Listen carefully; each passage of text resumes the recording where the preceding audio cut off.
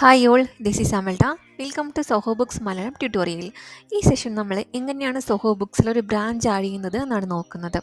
അതിനായിട്ട് നമ്മൾ സെറ്റിങ്സിൽ ബ്രാഞ്ചസ് എന്നുള്ളതാണ് സെലക്ട് ചെയ്യുന്നത്. ഇവിടെ നമ്മൾ ഫസ്റ്റ് ടൈം ആയിട്ട് ഒരു ബ്രാഞ്ച് ക്രിയേറ്റ് ചെയ്യാൻ പോകുന്നതെങ്കിൽ നമ്മൾ ഇനേബിൾ ബ്രാഞ്ചസ് എന്നുള്ള ഓപ്ഷൻ ഉണ്ടാവും, അത് ഇനേബിൾ ചെയ്ത് കൊടുക്കുക. ഇനിയിപ്പം GST ഒരു ബ്രാഞ്ച് ക്രിയേറ്റ് ചെയ്യാനായിട്ട് GST നമ്പർ മാൻഡേറ്ററി ആണ്.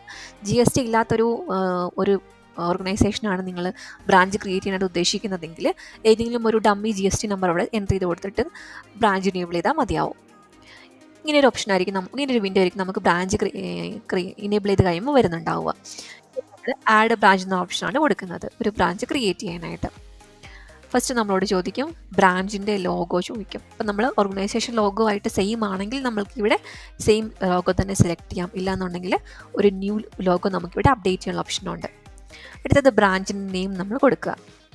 ബ്രാഞ്ചിൻ്റെ നെയിം കൊടുക്കുന്നു, അതുപോലെ തന്നെ ബ്രാഞ്ചിൻ്റെ അഡ്രസ്സ് ഇവിടെ നമ്മൾ എൻ്റർ ചെയ്ത് കൊടുക്കുന്നു. അടുത്ത ഓപ്ഷൻ എന്ന് പറയുന്നത് പ്രൈമറി കോണ്ടാക്റ്റ്. ഈ ഒരു ബ്രാഞ്ചിൻ്റെ യൂസറിനെയാണ് നമ്മളിവിടെ സെലക്ട് ചെയ്യുന്നത് പ്രൈമറി കോണ്ടാക്റ്റ് ആയിട്ട്. ദെൻ ഈ ഒരു ബ്രാഞ്ചിന് നമുക്ക് സെപ്പറേറ്റ് GST നമ്പർ ആണെങ്കിൽ നമുക്ക് അതിവിടെ ന്യൂ GST നമ്പറായിട്ട് ആഡ് ചെയ്യാം. സെയിം GST ആണെങ്കിൽ ഈ GST നമ്പർ തന്നെ സെലക്ട് ചെയ്ത് കൊടുത്താൽ മതിയാവും. അടുത്തത് transaction series. Default transaction series തന്നെയാണ് ഫോളോ ചെയ്യുന്നതെങ്കിൽ നമ്മളിത് കൊടുത്താൽ മതി. ഇനി ബ്രാഞ്ചിന് സെപ്പറേറ്റ് ട്രാൻസാക്ഷൻ സീരീസ് ഉണ്ടെങ്കിൽ നമുക്ക് എന്ത് ചെയ്യാം, അതിവിടെ ക്രിയേറ്റ് ചെയ്യാനുള്ള ഓപ്ഷനുണ്ട്. ഇനി ട്രാൻസാക്ഷൻ നമ്പർ സീരീസ് നമുക്ക് ഡിഫോൾട്ട് ആയിട്ടുള്ളതാണെങ്കിൽ അത് നമ്മൾ സെലക്ട് ചെയ്യാൻ പറ്റും. ഇനി നമ്മൾ ഏതെങ്കിലും ഒരു വെയർ ഹൗസ് ഇനേബിൾ ചെയ്തിട്ടുണ്ട്, വെയർ ഹൗസ് ബ്രാഞ്ചിനോട് അസോസിയേറ്റ് ചെയ്യണമെന്നുണ്ടെങ്കിൽ നമ്മളിവിടെ ആ വെയർ ഹൗസിനെ സെലക്ട് ചെയ്തിട്ട് സേവ് കൊടുത്താൽ മതിയാവും. ആ വെയർ ഹൗസ് ബ്രാഞ്ചോട്ട് അസോസിയേറ്റ് ചെയ്ത് വരും. ഇങ്ങനെയാണ് നമ്മളൊരു ബ്രാഞ്ച് ക്രിയേറ്റ് ചെയ്യുന്നത്.